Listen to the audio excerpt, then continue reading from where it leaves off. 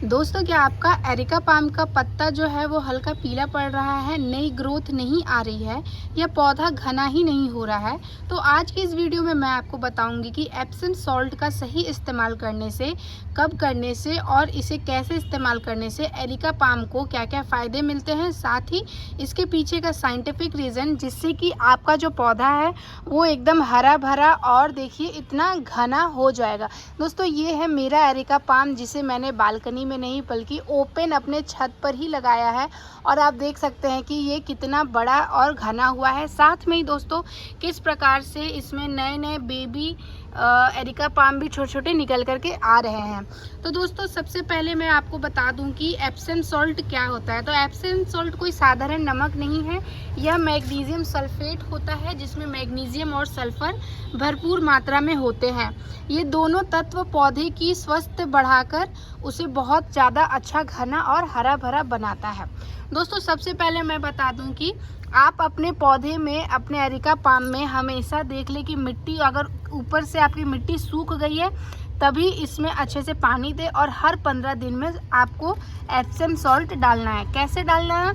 तो यहाँ मैंने 1 मग के बराबर पानी लिया है और दोस्तों ये है हमारा मैग्नीशियम सल्फेट यानी कि हमारा एप्सम सॉल्ट। इसे मैं क्या करूँगी कि दोस्तों, मेरा पौधा जिस प्रकार से इतना बड़ा, इतना घना है, तो इसके लिए यहाँ पे हम यूज़ करेंगे 2 चम्मच के बराबर।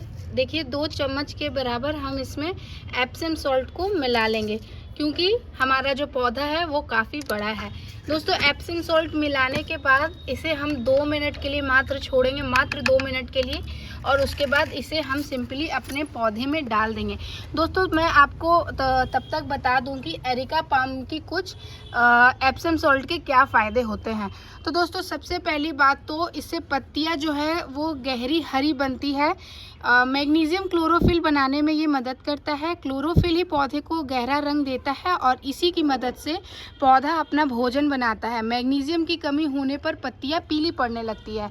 तो दोस्तों, ये जो एरिका पाम में आप ये डालते हैं एप्सम सॉल्ट, तो इससे सबसे बड़ा आपका जो होता है, आपका मेन, ये आपके पत्तों को हरा बनाता है।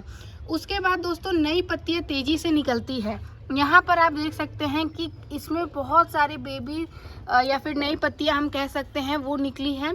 तो जब पौधा अधिक भोजन बनाने लगता है तो उसकी ऊर्जा बढ़ती है और नई पत्तियां तेज़ी से निकलती है। इससे एरिका पाम पहले से ज़्यादा घना दिखाई देता है, जो कि आप ऐसे देख सकते हैं दोस्तों कि ये कितना घना है।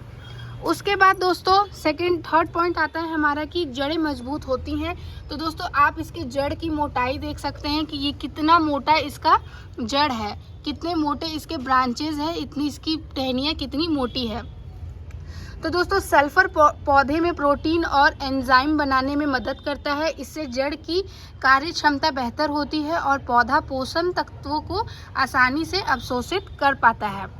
उसके बाद दोस्तों है इसका इस्तेमाल करने का। तो इसे आप हर 15 दिन में एक बार दें। आपका पौधा जिस हिसाब से घना है और बड़ा है उस हिसाब से आप इसका इस्तेमाल करें। जिस प्रकार से दोस्तों आप मेरे पौधे को देख रहे हैं, ये काफ़ी ज़्यादा ही घना है और काफ़ी ज़्यादा लंबा भी है। उस हिसाब से मैंने 1 मग के पानी में, मतलब करीबन 1 लीटर पानी में मैंने 2 चम्मच का इस्तेमाल किया है। इसे अच्छी तरीके से घोल लिया है और दोस्तों इसे हमने 2 से 5 मिनट के लिए इसमें थोड़ा सा घुलने के लिए छोड़ दिया है। ध्यान रखें कि ज़रूरत से ज़्यादा एप्सम सॉल्ट देने से पौधे को फ़ायदा नहीं बल्कि पोषण तत्वों का संतुलन बिगड़ सकता है। तो इसीलिए इसका ज़्यादा इस्तेमाल कभी भी ना करें। इसे दोस्तों अब 2 से 3 मिनट हो गया है तो मैं इसे अपने पौधों में दे दूंगी इस प्रकार से। और दोस्तों, एप्सम सॉल्ट देने के 2 से 3 घंटे के बाद मैं इसे इसके पत्तियों पर अच्छे से वाटरिंग कर दूंगी। बस जड़ में मुझे एप्सम सॉल्ट देना था, जो कि मैंने इसे दे दिया है। दोस्तों, पानी के बारे में आप एक चीज़ ध्यान रखें कि आप वाटरिंग तभी करें जब इसकी ऊपरी जो सतह होती है वो सूख जाए।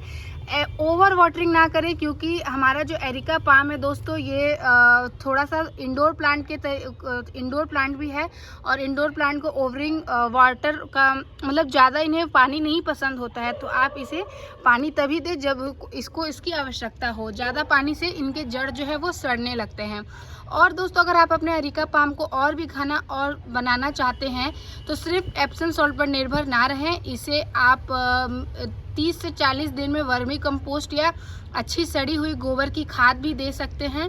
उसके बाद दोस्तों सूखी और पीली पत्तियों को समय समय पर हटाते रहें, क्योंकि उससे आपका जो पौधा है वो अपना एनर्जी लूज़ करता है।